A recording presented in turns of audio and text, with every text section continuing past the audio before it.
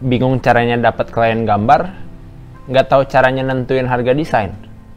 Atau pengen hidup sebagai freelance ilustrator? Ya, untuk beberapa minggu ke depan ini aku akan bahas bagaimana cara memulai menjadi seorang freelance ilustrator. Jadi aku akan bahas persiapan apa aja yang harus dilakuin dari nol sampai bisa dapetin klien.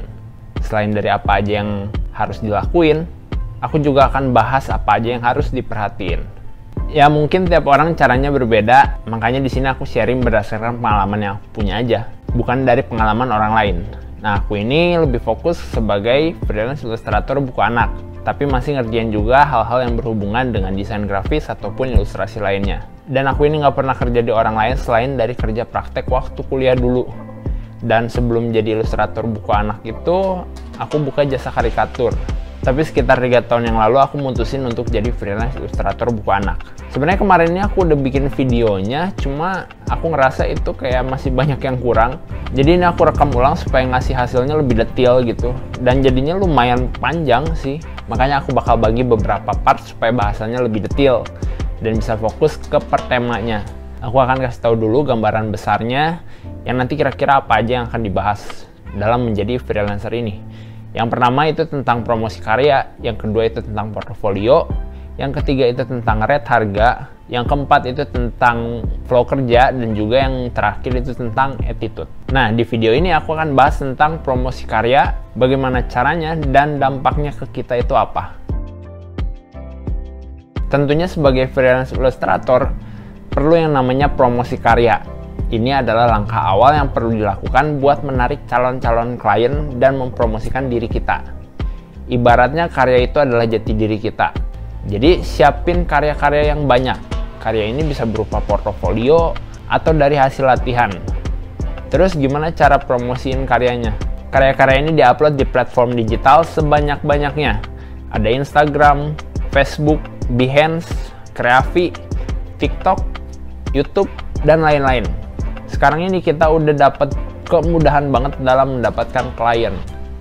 Kita nggak perlu datang ke kantor klien yang beda kota atau sebagainya. Semua bisa dilakukan melalui digital. Aku sendiri sekarang udah jarang banget ketemu klien secara langsung tatap mata, karena semuanya itu via digital, via email, via WhatsApp, atau juga via Zoom. Makanya kita perlu memanfaatkan hal ini, khususnya dalam promosi karya. Semakin banyak kita menaruh karya di berbagai platform, akan semakin banyak yang melihat dan akan semakin besar juga kesempatan kita untuk mendapatkan klien. Dan ini juga bisa nge-branding diri kita di sosial media sebagai ilustrator. Tapi ada beberapa hal yang harus kita perhatiin waktu kita ngepost karya. Yang pertama, aktif di sosial medianya. Setelah di-upload, karya-karya kita itu harus dikasih hashtag. Kalau aku di sini contohnya sebagai ilustrator buku anak, itu aku akan kasih hashtag ilustrasi, hashtag digital painting, hashtag children illustration, hashtag buku anak, dan lain-lain. Hashtag ini ngebantu banget buat ngepromosiin karya, karena itu akan membuat karya kita spesifik ditempatkan di hashtag itu. Dan klien juga biasanya akan nyari dari hashtag itu untuk mendapatkan ilustrator yang mereka mau. Nah, selain kasih hashtag, itu perlu rutin ikut event-event gambar. Nah, selain dari event gambar, itu ada juga akun yang memang suka nge-repost karya. Nah, di sini aku ambil contoh akun-akun dari Instagram, yaitu akunnya ada Ilustrator Indonesia, Sixtel, Clear, childrenillustrator.id, dan lain-lain. Nah, sementara kalau di Facebook itu biasanya mereka akan ngadain event gambar itu di grup ilustrator. Jadi pastiin kalian untuk join ke dalam grup ilustrator, karena di sana kalian bisa sekalian ngepromosiin karya dan juga menambah circle pertemanan ilustrator. Nah, jadi buat kalian yang baru mulai jadi freelance ilustrator, itu kalian harus sadar, apalagi followersnya dikit dan apalagi kamu belum punya nama, jangan gengsi untuk ngetek-ngetek akun yang suka nge-repost karya. Malah dengan kamu ngetek-ngetek karya dan promosi seperti itu, follower kita bisa naik. Selain itu juga kamu bisa ikutan lomba dan kompetisi desain. Kalau kalah rugi waktu dong, kan kita udah capek-capek bikin karya terus nggak kepake dan nggak menang. Ini aku mau kasih tahu satu hal, nggak ada yang rugi saat kamu berkarya. Kenapa? Karena bisa jadi karya itu yang bakal menarik klien-klien lain yang bukan dari lomba desain. Nah, aku juga sempat ngalamin hal ini beberapa kali di saat aku ikutan lomba desain dan nggak menang. Itu karyanya tetap aku upload di platform digital. Nah, alhasil di waktu-waktu kedepannya itu malah ada klien yang tertarik karena ngelihat karya yang ikutan lomba itu. Makanya nggak ada yang rugi waktu kita terus berkarya dan juga ikutan lomba desain walaupun kalah. Ini juga alasan kenapa aku bikin hashtag pamer Dilektum di Instagram. Itu tujuannya supaya bisa ngebantu memperkenalkan ilustrator-ilustrator lewat video YouTubeku.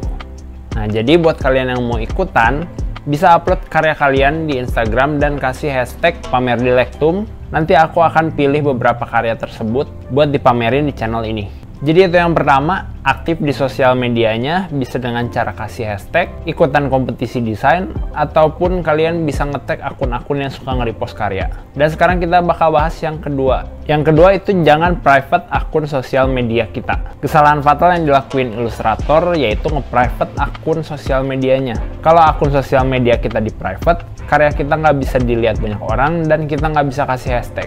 Di Instagram, hashtag itu nggak berlaku buat yang di-private. Itu nggak akan muncul di explore orang lain. Sementara kita butuh banget yang namanya muncul di explore orang lain supaya kita bisa mendapat engagement di akun sosial media kita. Orang yang tertarik melihat satu karya kita, itu biasanya akan melihat profil sosial media kita. Terus ngelihat gambar-gambar kita yang lainnya. Nah, kita bakal kehilangan banyak banget kesempatan buat dilihat orang kalau akunnya itu di private. Lah, kalau nggak di private nanti karya kita bisa dicuri orang dong. Mungkin ada yang berpikiran gitu dari kalian. Kalau misalnya takut dicuri karyanya, itu lebih baik kasih watermark. Meskipun mungkin ada aja orang yang niat banget buat ngilangin watermark, tapi itu lebih baik daripada akun sosial media kita di private. Atau mungkin alasan di private itu karena ngeliatin strategi online shop yang kayak zaman dulu biar mancing supaya mereka nge-follow kita. Menurutku sih itu malah akan sebaliknya.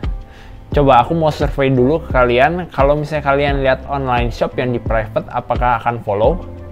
Coba tulis di kolom komentar. Kalau misalnya aku sih jujur, kalau misalnya ngelihat akun sosial media yang di private, maksudnya online shop yang di private, itu biasanya aku males buat nge-follow dan lebih baik aku nyari online shop lain yang nggak di private. Dan kayaknya strategi itu juga udah nggak dipakai sama online shop sekarang. Dan malah kebanyakan mereka bikin postingan untuk di-repost sama orang lain. Nah, kalau misalnya bisa aku ibaratin nih, tampilan profil sosial media kita itu ibaratnya cover buku di toko-toko. Saat orang jalan-jalan di toko buku, mereka akan lihat pertama kali itu adalah cover bukunya. Kalau covernya aja ditutup, ya orang pasti akan mencari buku yang covernya kelihatan dan lebih menarik pastinya. Itu juga yang terjadi saat orang lihat profil sosial media kita. Kecuali kalau misalnya kita mungkin adalah orang yang udah terkenal luar biasa gitu. Atau mungkin alasan lain akun sosial media kita di private itu gara-gara nggak pengen keseharian kita kelihatan di sosmed. Kalau kayak gitu sih lebih baik bikin dua akun, yang satu itu untuk karya dan yang satu lagi untuk akun pribadi. Jadi nggak akan mengganggu satu sama lain dan kita bisa terus promosi karya. Dan itu adalah yang kedua, jangan private akun sosial media kita. Nah, ini yang terakhir dan ini nggak kalah penting, pastiin sewaktu kita upload karya itu kita ngasih karya yang terbaik. Meskipun itu cuma latihan, karena kita nggak tahu karya itu akan membawa kita kemana. Karya itu bisa aja menarik klien yang banyak, atau malah karya itu menjauhkan kita dari klien. Jadi selalu tanamkan spirit of excellence dalam setiap membuat karya meskipun itu cuma latihan. Upgrade kemampuan kita, upgrade kualitas gambarnya, dan tunjukkan progres yang lebih baik dibandingkan yang sebelumnya. Tanamkan di pikiran kita ini kalau karya latihan ini akan dilihat oleh klien. Jadi itu akan membuat kita selalu memberikan yang terbaik. Nah, ini aku kasih contoh lagi.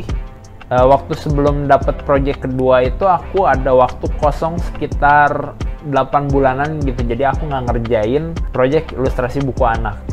Nah, di waktu-waktu itu aku biasanya latihan sambil ngupload karyanya di sosial media. Dan aku berusaha nge-upgrade diri aku sendiri supaya aku bisa lebih baik lagi. Nah, akhirnya setelah 8 bulan itu ada penulis yang hubungin aku dan aku dapat project karena penulisnya ini ngelihat hasil dari latihanku itu. Aku sering dapat klien dan project itu bukan karena ngajuin diri, tapi gara-gara masang karya di Instagram dan Facebook. Contohnya aku dapat project ilustrasi The Prince and the Magic Wand ini karena penulisnya ngelihat karyaku yang Harry Potter. Nah, ini project kedua yang aku bikin yang tadi aku ceritain. Nah, bahkan buku terakhir yang aku bikin itu yang berbeda itu tak apa, itu aku dapat gara-gara aku ngepost hasil karya yang Ocean. Dan penulisnya bilang lihat karyaku itu dari hashtag. Kalau kalian ngikutin aku dari tahun lalu, kalian pasti tahu hasil karyaku yang Ocean itu adalah hasil dari latihan illustration challenge yang aku post di Instagram. Jadi semua ini berkesinambungan dari latihan, terus latihannya diupload di sosial media, dan kita aktif di sosial medianya dengan cara kasih hashtag ataupun nge-tag akun-akun yang suka nge-repost. Nah, di situ kita bisa dapat calon klien, dan dari calon klien ini project bisa kita dapatkan. Nah, kalau kita udah punya karya yang banyak, bisa juga masukin ke e-commerce yang khusus jualan desain. Contohnya kayak Fiverr, Sketchmob, TeePublic, dan lain-lain. Di e-commerce itu kita bisa dapat klien dari luar negeri dan bayarannya itu dolar. Buat kalian yang mau daftar ke webnya, itu aku udah taruh linknya di deskripsi. Jadi itu ada beberapa yang aku pakai. Sebenarnya sih mungkin di luar sana masih banyak lagi, cuma ini yang aku pakai. Dan ini adalah akhir dari part pertama. Jadi di video ini aku lebih ngejelasin gimana pengaruh karya dalam menarik klien. Di tutorial selanjutnya aku akan ngebahas tentang portofolio dan beberapa tips untuk buat portofolio. Semoga tips kali ini membantu dan sampai jumpa di video berikutnya.